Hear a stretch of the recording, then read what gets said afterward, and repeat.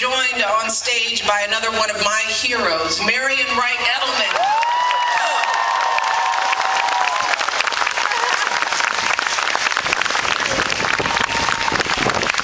Her moral leadership on behalf of children in this country has inspired me throughout my career, as well as my husband, the President of the United States. And graduates, I think we should give another shout out to your families, of course, all the families. These are the folks who pushed you and supported you. They answered your late night phone calls, even when you were just calling for money. So, on behalf of your students, I just want to show you all some love today as well. Thank you for creating these fabulous individuals. Well done. And finally, most of all, I want to congratulate the Oberlin class of 2015. Look at you. You made it. You're here. You're looking good. And I know you worked hard to make it to this moment, didn't you? Stayed up late writing those papers, studying for exams, spent hours practicing and performing. You went to countless happy hours and happy hours at the Fev. I hear. I'm going to try one of those burgers for lunch today. That's all I'm going to have. Where, of course, parents, that's where they studied some more. And on top of all of that, you spent thousands of hours giving back to this community, tutoring kids, playing music for seniors, serving food to folks in need, and of course, mentoring the local young people back there. I see you all through the 9 Scholars Program. So proud of you all back there. And that's, as the President said, why I'm here today. As he mentioned, my office did this wonderful competition to highlight colleges that are helping underserved young people graduate from high school and then go on to higher education. So by providing tutoring and ACT prep classes, financial aid workshops, and so much more, your 9 Scholars Program stood out as a shining example of how schools like Oberlin can lift first-generation students into college.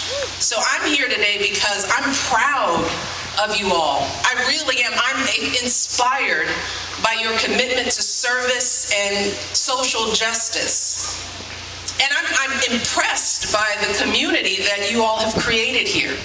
A warm, supportive, inclusive community that embodies the values that define this school. And even amidst the joy and excitement of graduation, I know that you may be feeling some real sadness about leaving this community behind. You may also be feeling some real anxiety about venturing out into the world beyond these walls. And I'm not going to lie to you, for many of you, this is going to be a pretty big transition. In fact, I think Dr. Martin Luther King described it well in his commencement address in '65 when he declared, quote, "Today you bid farewell to the safe security of the academic environment. You prepare to continue your journey on the clamorous highways of life," unquote. And the truth is, graduates, after 4 years of thoughtful, respectful discussion and debate here at Oberlin, those seminars where you explored new ideas, those late night conversations where you challenged each other and learned from each other, after all of that, you might find yourself a little dismayed by the clamor outside these walls. The name calling, the negative ads, the folks yelling at each other on TV. After being surrounded by people who are so dedicated to serving others and making the world a better place, you might feel a little discouraged by the polarization and gridlock that too often characterize our politics and civic life. And in the face of all that clamor, you might have an overwhelming instinct to just run the other way as fast as you can.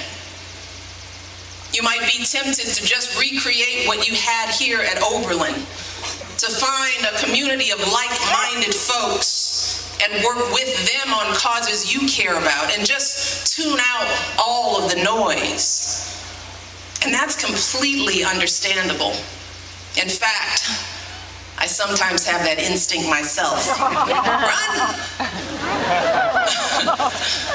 But today, graduates, I want to urge you to do just the opposite. Today, I want to suggest that if you truly wish to carry on the Oberlin legacy of service and social justice, then you need to run to and not away from the noise. Today, I want to urge you to actively seek out the most contentious, polarized, gridlock places you can find. Because so often throughout our history, those have been the places where progress really happens. The places where minds are changed, lives transformed, where our great American story unfolds. For example, think back to the struggle for women's suffrage and the story of a leading suffragist and Oberlin alum named Lucy Stone. Yeah, people screamed at her. They spat on her. They even threw prayer books at her as she tried to speak. Her opponents declared that letting women vote was, quote unquote, unnatural, would lead to child neglect and all kinds of social ills. So I'd say that debate was pretty polarized, wouldn't you? And think about President Roosevelt's struggle to pass the New Deal a few decades later. FDR's plan for Social Security was called socialist, a fraud on the working man. One opponent even stated that it would, quote, end the progress of a great country, unquote. So that debate was pretty contentious too. And in the years before Dr. King addressed those Oberlin graduates in '65, he and his colleagues faced fire hoses and dogs in Montgomery, beatings on a bridge in Selma, insults and assaults as they sat quietly at lunch counters and marched peacefully down public streets. And if you think today's gridlock is bad, let me remind you that it was a good century between the signing of the Emancipation Proclamation and the passage of the civil rights legislation of the 1960s. And of all the women at the Seneca Falls Women's Suffrage Convention in 1848, just one lived to see women cast their votes. Just one. But these folks didn't let the ugliness and the obstacles deter them. They didn't just give up and retreat to the comfortable company of like-minded folks, because they understood that this is how democracy operates. It is loud and messy, and it's not particularly warm and fuzzy. Believe me, I know this from personal experience. Over the years, I've occasionally run into the noise myself, but I've come to realize that most of that clamor is really coming from just a handful of very loud folks out on the fringes. See, the truth is that the overwhelming majority of people in this country are open-minded and big-hearted. They are smart enough to see through that noise, and they are so hungry for voices that rise above it. Smart, compassionate, thoughtful voices like yours. Now, the process of democracy might not always be as fast or as smooth as we'd like, but the fact is, it works. Generation after generation, this country has become more equal, more inclusive, more fair, more free. My life and so many of your lives are a testament of that truth. But that has only happened because folks like all of you left their comfort zones and made their voices heard. Just look at the story of Oberlin College. The founders of the school didn't just decide to admit women and African American students and then pat themselves on the back and say, job well done. No, even In those early days, folks here at Oberlin were attending anti-slavery meetings, shivering on rough wooden benches in unheated, unfinished buildings. They were joining the Equal Suffrage League and speaking out for women's right to vote. They were leading civil rights marches and sit-ins, organizing exchange programs with historically Black colleges and universities, and so much more. Because they knew it wasn't enough to welcome women and African American students to Oberlin if they would only graduate in 4 years to be second-class citizens in their own country. They knew that our policies matter.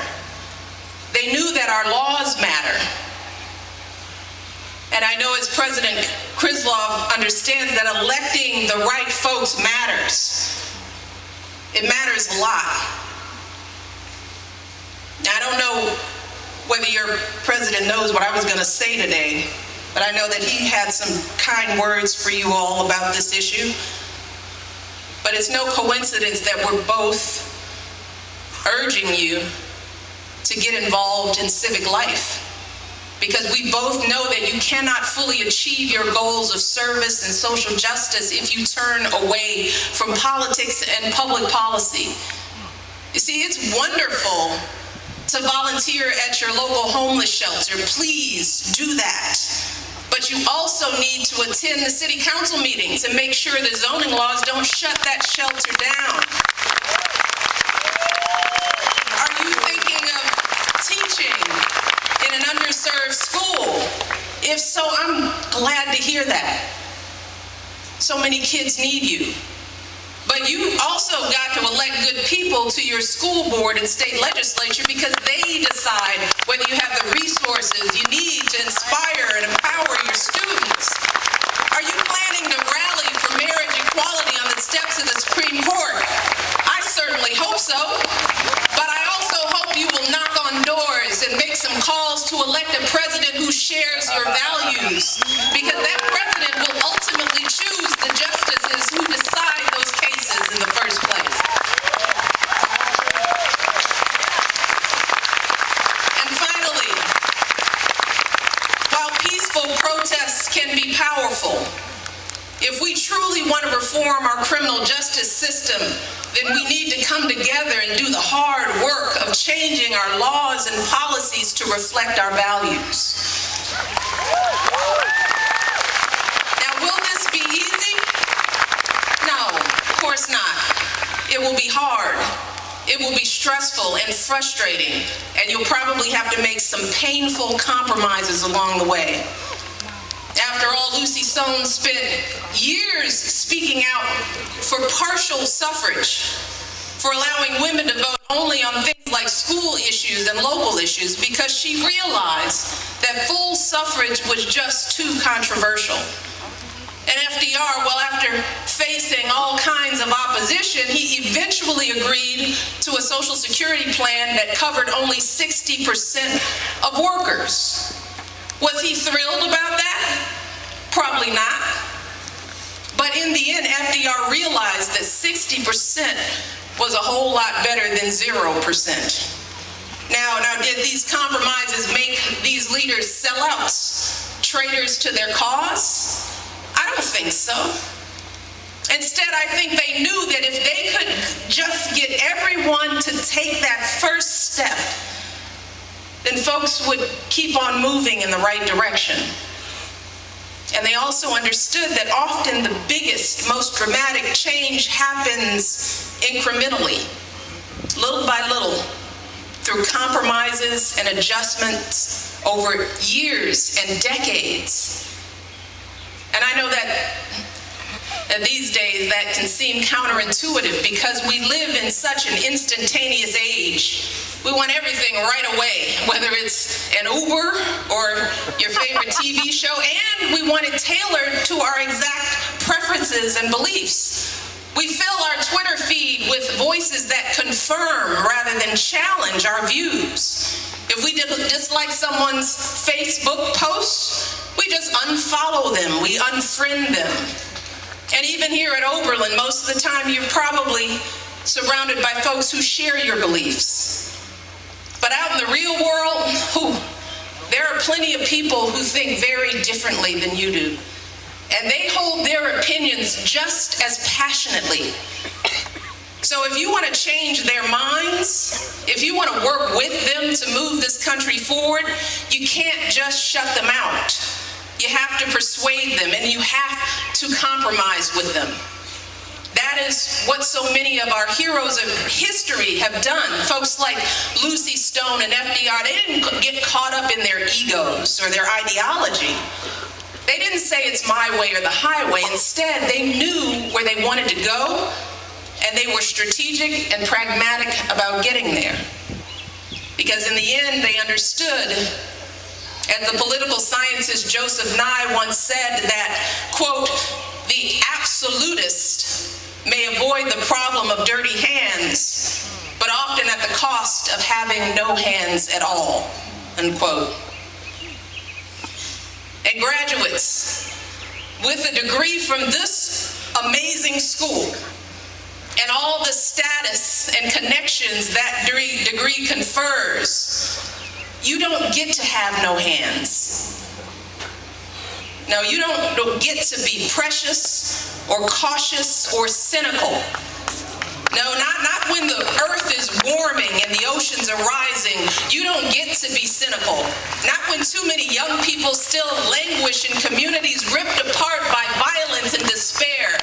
Not when women still make less than men for the same work. Not when millions of girls across the globe never set foot inside a school. No, not when many young people just like you, the men and women we honor this Memorial Day, have sacrificed their lives for your freedom to make your voice heard. You don't get to have no hands. You see, in his speech to those Oberlin graduates 50 years ago, Dr. King urged them, as Julia said, not to sleep through the civil rights revolution that was raging across this country. And graduates, climate change, economic inequality, human rights, criminal justice, these are the revolutions of your time. And you have as much responsibility and just as much power to wake up and play your part in our great American story. Because it is absolutely still possible to make a difference. The great moments of our history are not decades in our past. They're happening right now, today, in our lifetimes. Just think about the folks who are winning those battles state by state, city by city, to ensure that everyone in this country can marry the person they love. Think about how just 10 years ago, gay marriage was legal in just one state in this country. Just one. And today it is legal in 37 states and Washington, D.C.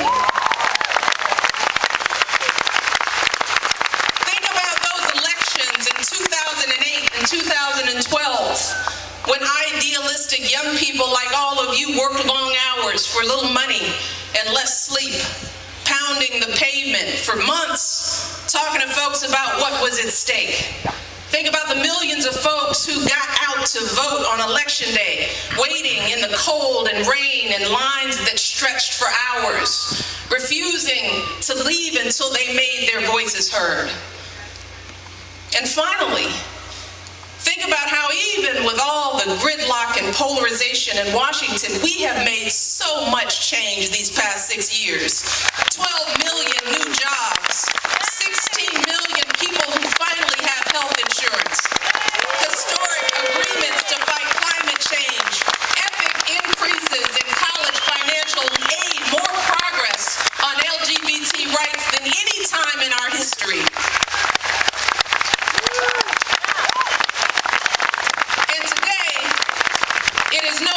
Remarkable to see two beautiful black girls walking their dogs on the south lawn of the White House. That's just the way things are now. See, graduates, this is what happens when you turn your attention outward and decide to brave the noise and engage yourself in the struggles of our time. And that's why in his remarks 50 years ago, Dr. King urged the class of '65 to stand up and be a concerned generation. And graduates, that call to action applies just as much to all of you today. And I want to be very clear. Every city ordinance, every ballot measure, every law on the books in this country, that is your concern. What happens at every school board meeting, every legislative session, that is your concern. Every elected official who represents you, from dog catcher to President of the United States, they are your concern. So get out there and volunteer on campaigns, and then hold the folks you elect accountable. Follow what's happening in your city hall, your state house in Washington, D.C. Better yet, run for office yourself. Get in there, shake things up, don't be afraid. And get out and vote in every election. Not just the big national ones that get all the attention, but every single election. Make sure the folks who represent you share your values and aspirations.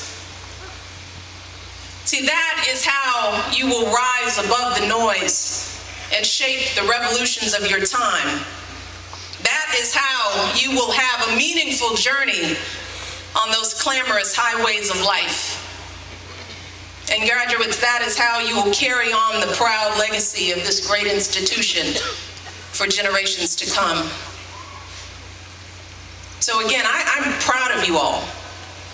I am confident in your ability to do amazing things. And I'm honored to be here to share the beginning of the next phase of that journey with you. We will be there with you every step of the way. So go out there and make it happen. Thank you all. I wish you the best of luck.